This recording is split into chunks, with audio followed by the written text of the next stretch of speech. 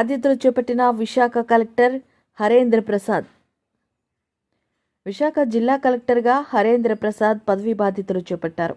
అనంతరం ఆయన మాట్లాడుతూ ప్రజలకి మంచి చేసే విధంగా తాను పనిచేస్తానని, ప్రజలకి ఎల్లప్పుడూ అందుబాటులో ఉంటానన్నారు. విశాఖ జిల్లాని ఐటీ, ఆర్థిక రాజధానిగా చేయాలని రాష్ట్ర ప్రభుత్వం ఆలోచన చేస్తుందని చెప్పారు. ప్రభుత్వం ప్రజల ఆశయాలకు అనుగుణంగా పనిచేస్తానన్నారు. తన దృష్టికి వచ్చిన విషయాల్లో న్యాయం జరిగేలా చూస్తానని హామీ ఇచ్చారు. అందరికీ నమస్కారం. నా పేరు హరేంద్ర ప్రసాద్. నేను ఈరోజు వైజాగ్ జిల్లా కలెక్టర్గా బాధ్యత స్వీకరించడం జరిగింది.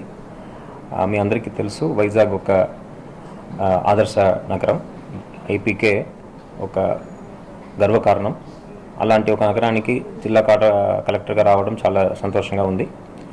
డెఫినెట్గా ఈ అవకాశాన్ని ఉపయోగించుకొని ప్రజలకు మంచి జరిగే విధంగా పూర్తి స్థాయిలో పనిచేస్తానని ఈ సందర్భంగా అందరికీ తెలియజేస్తున్నాను. ప్రజలకు అందుబాటులో ఉంది. ప్రభుత్వం యొక్క సంక్షేమ మరియు అభివృద్ధి కార్యక్రమాలని అర్హత ఉన్న ప్రతి ఒక్కరికి చేర్పించే విధంగా చర్యలు తీసుకుంటామని ఈ సందర్భంగా తెలియజేస్తున్నాను. We will be available fully. Besides that any day if somebody walks in, వాళ్ళకు అవకాశం ఇచ్చి వాళ్ళ యొక్క సమస్యని పూర్తిగా విని పరిష్కారం చేసే విధంగా చర్యలు తీసుకోవడం జరుగుతుంది.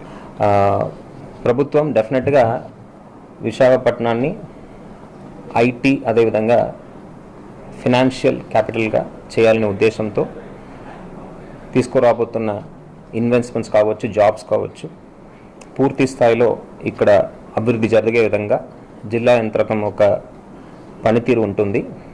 దానికి కావాల్సిన ఎఫర్ట్స్ డెఫినెట్గా పెట్టడం జరుగుతుంది. ఇక్కడ దానికి కావాల్సిన స్కిల్ డెవలప్మెంట్ కావచ్చు, దానికి కావాల్సిన ఎకో సిస్టమ్ కావచ్చు,